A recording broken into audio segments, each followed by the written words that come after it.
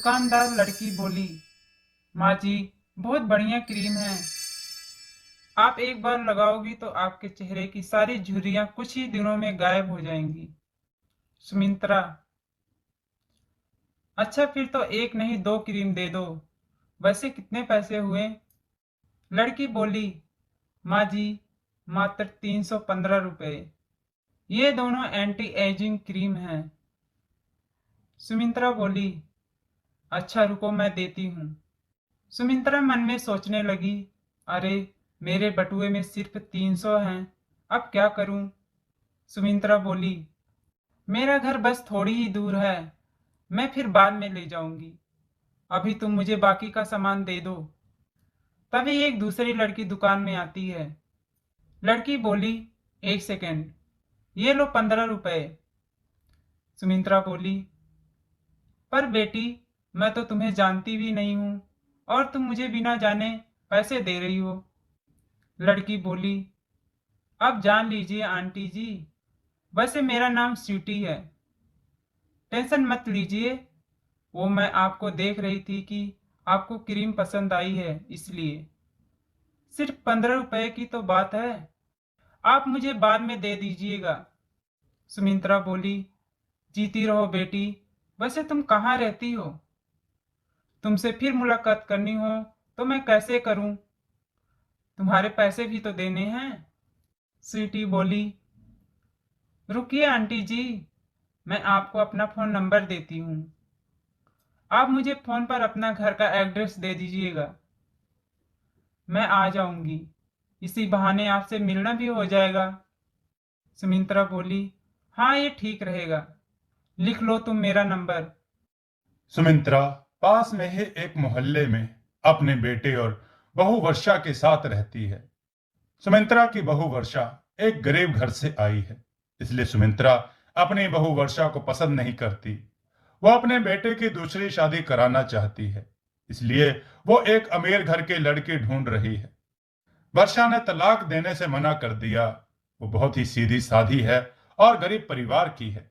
इस कारण उसने अपनी सास को कह दिया है कि अगर वो दूसरी शादी करना चाहती है तो कर सकती है। उसे तो बस अपने पति के घर में रहना है, चाहे जैसे मर्जी रहे। उसकी मजबूरी है कि वो उस घर को छोड़कर नहीं जा सकती। इस घर के सिवाय वो आखिर कहाँ जाएगी? इसी मजबूरी में वो अपने दिन काट रही है। सुमित्रा बोली, वर्षा, अरे वर्षा, मेरी मेहमान आने वाली होगी, जल्दी से गरम गरम पनीर और आलू के पकौड़े तैयार कर। वर्षा बोली, माँ जी, कौन आने वाला है? फोन तो किसी का नहीं आया है। सुमित्रा बोली, है कोई? तुझे क्या मतलब? तुझे जितना कहा है उतना कर। सुमित्रा बोली, रवि बेटा, थोड़ा देर से ऑफिस चले जाना, मुझे तुम्हें किसी से मिलवाना है। रवि बोला, मुझे पता है माँ, तुम फिर से शुरू हो रही हो।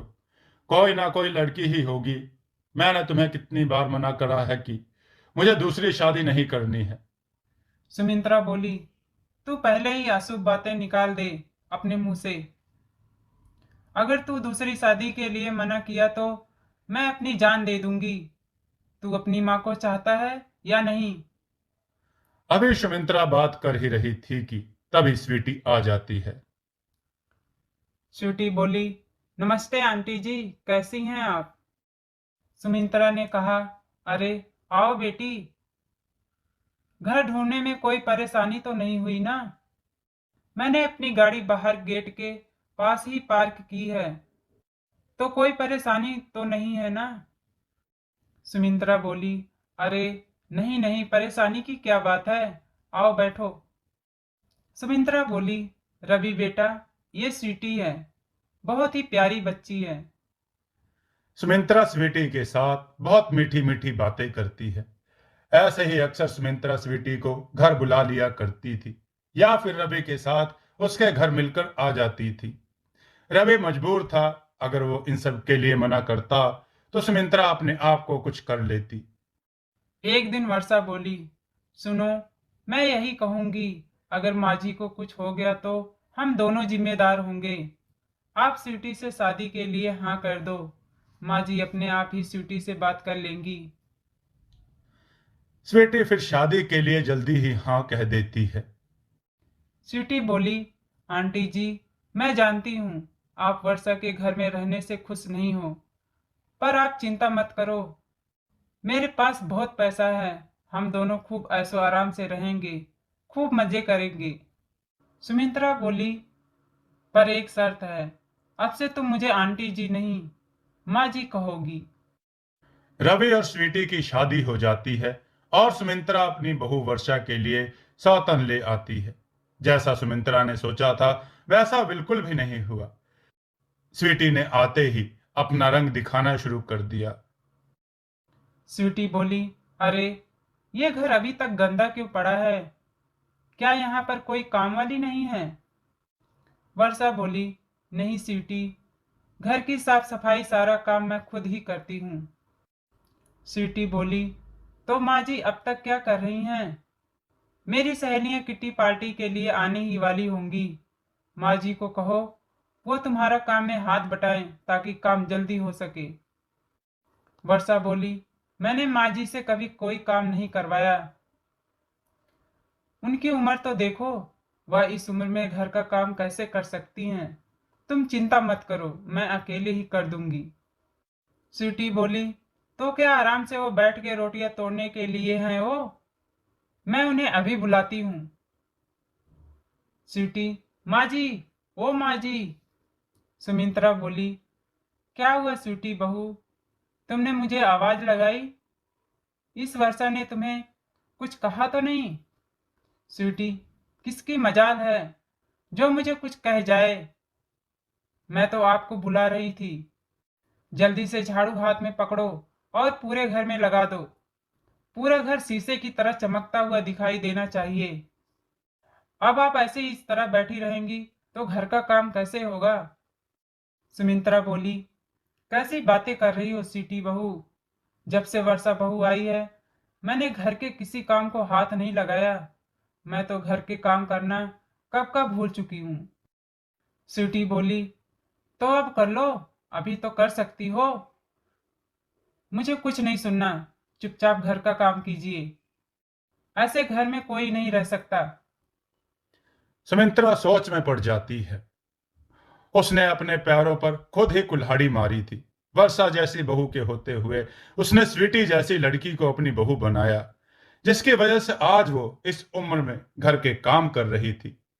स्वीटी की सहेली बोली, क्या बात है स्वीटी, तेरे तो दोनों नौकरानी बिल्कुल बेकार हैं। इन्हें तो जैसे घर के काम ही नहीं आते। देख इस बुढ़िया नौकरानी ने मेरी साड़ी के पल्लू पर दाल गिरा दी। स्वीटी बोली, क्या? रुक, मैं अभी इन्हें सीधा करती हूँ। तुम्हारी हिम्मत कैसे हुई मेरी सहेली की साड़ी को खराब करने की? अब तुम भूखी रहोगी, तुम्हें पूरा दिन कुछ खाने को नहीं मिलेगा। तुम्हारी यही सजा है। रवि कहीं बाहर गया हुआ था। उसके पीछे ही स्वीटी ने सुमित्रा और वर्षा को बहुत परेशान किया। सुमित्रा भूखी प्यासी घर के काम कर रही थी, तभी वर्षा चुपचाप उसके लिए खाना लेकर जाती है।